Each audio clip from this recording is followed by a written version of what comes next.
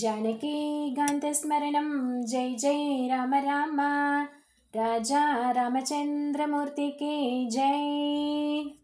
ஸ்ரீ வால்மீகி ராமாயணம் பாலகாண்டத்தில் 34வது சர்க்கம் பார்க்க போகிறோம். இந்த சர்க்கத்தில் முனிவர் விஸ்வாமித்திரருடைய வம்ச வரலாறை பற்றி பார்க்க போகிறோம். சதுஸ்திரிம்ஷ சர்க்கः. ஸ்லோகம் 1. क्रोधोद्वागे गते तस्मिन् ब्रह्मदत्ते च राघव अपुत्रपुत्रलाभाय पौत्रीमेष्टिमकल्पयत्. பிரம்மதத்தர் விவாகம் செய்து கொண்டு புறப்பட்டு சென்ற பிறகு புதல்வன் இல்லாதிருந்த குஜநாபன் புத்திரனை அடைவதற்காக புத்திர காமேஷ்டி செய்தார். ஸ்லோகம் 2. इष्ट्यां तु वर्तमानायां कुशनाभं महीपतिम् उवाच परमोदारः कुशो ब्रह्मसुतस्तदा. வேள்வி நடந்து கொண்டிருக்கும் போது பிரம்மாவின் மானச புத்திரரான குஜன் மிகுந்த வாத்சல்யத்துடன் தன் குமாரன் குஜநாப மன்னரை பார்த்து கூறினார்.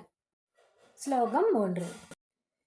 पुत्रते सदृशः पुत्रो भविष्यति सुधार्मिकः गाधिं प्राप्स्यसि तेन त्वं कीर्तिं लोके च शाश्वतीम्. மகனே, உனக்கு நிகராக அறநெறிகளில் செல்லும் புதல்வன் பிறப்பான். காதி என்று பெயர் பெறுமவனால் உனது புகழ் உலகத்தில் நிரந்தரமாக விளங்கும். ஸ்லோகம் 4. एवमुक्त्वा कुशो राम कुशनाभं महीपतिं जगामाकाशमाविश्य ब्रह्मलोकं सनातनम्.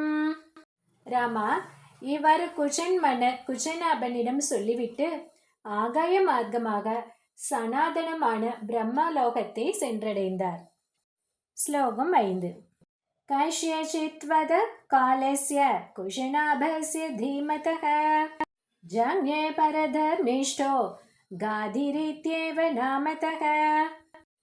பின்னர் சிறிது காலத்திற்கு பின் குஜநாபனுக்கு பரமதர்மிஷ்டரான காதி என்ற பெயருடைய மகன் தோன்றினார். ஸ்லோகம் 6.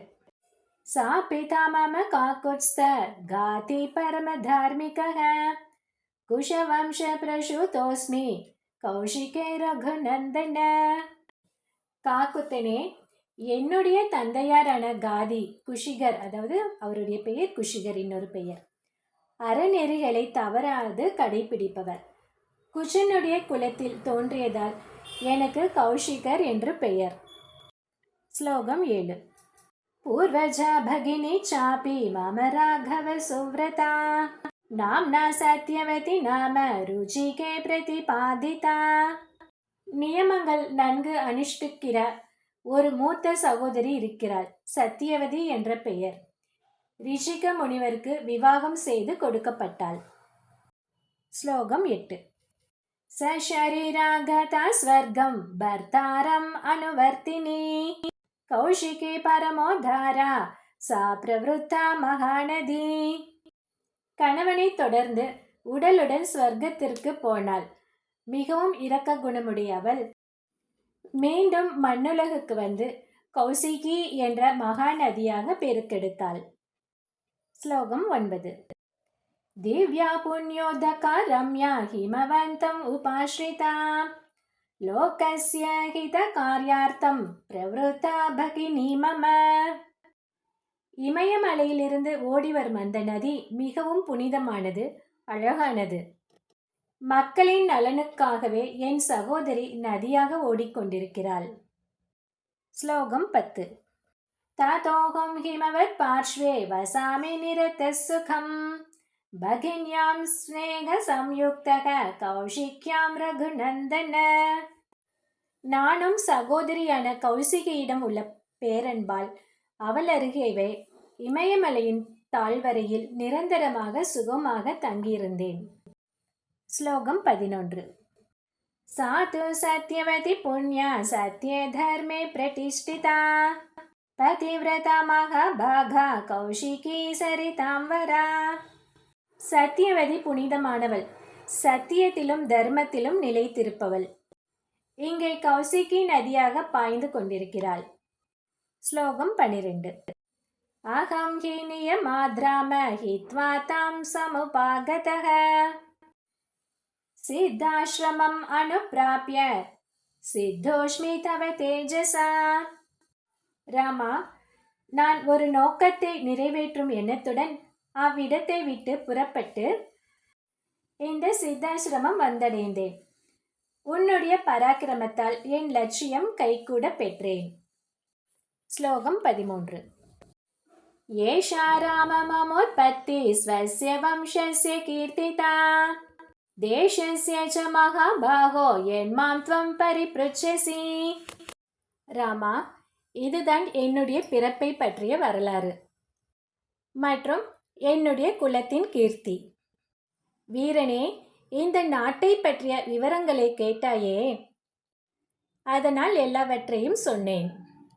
ஸ்லோகம் 14. கதோத்ரராத்ரா காகுத்ஸ்த கதா கதயதோ மம நித்ராமப்யேகி பத்ரம் தே மா புத்விக்னோத் அத்வனீகனக. நான் கதைகளை பேசிக் கொண்டிருந்ததில் பாதி இரவு கழிந்து விட்டது. காகுத்தனே, உறங்க செல்வாயாக. உனக்கு மங்களம் உண்டாகட்டும். நம்முடைய நாளைய நடைப்பயணத்திற்கு இடையூறு ஏற்படக்கூடாதல்லவா? ஸ்லோகம் 15.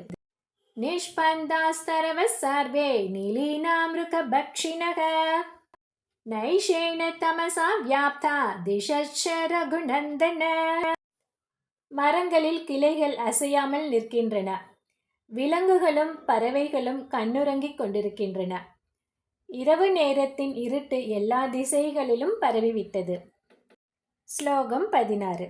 ஷணைர்வியுஜ்யதே சந்தியா நபோ நேத்ரைரிவாவ்ருதம் நக்ஷத்ர தாரகஹனம் ஜோதிபிர்பிரவ பாசதே. சந்தியா காலம் கழிந்து மெதுவாக இரவு வேளை வந்துவிட்டது. ஆகாயத்தில் தாரகைகள் கண் சிமிட்டுவதைப் போல காணப்படுகின்றன. ஆகாயம் நட்சத்திர கூட்டங்களின் ஒளியால் பிரகாசிக்கிறது. ஸ்லோகம் 17. உத்திஷ்டதி ச சீதாம்சு சசிலோகதமோனுதஹ க்லாதயன் பிராணினம் லோகே மனாம்சி பிரபயா ஸ்வயா. உலகத்தின் இருளை போக்குபவனும் குளிர்ந்த கிரணங்களை உடையவனுமான சந்திரன் தன்னுடைய ஒளியினால் உலகில் உள்ள பிராணிகளின் உள்ளத்தில் களிப்பை உண்டாக்கிக் கொண்டு உதித்து எழுகிறான். ஸ்லோகம் 18.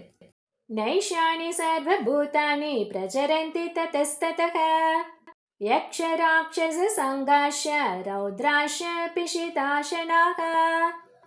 இரவில் இங்கும் அங்கும் திரியும் பிராணிகளும் யட்ச ராட்சச கூட்டங்களும் மாமிசம் உண்ணும் பயங்கரமான பைசாசங்களும் திரிந்து கொண்டிருக்கின்றன.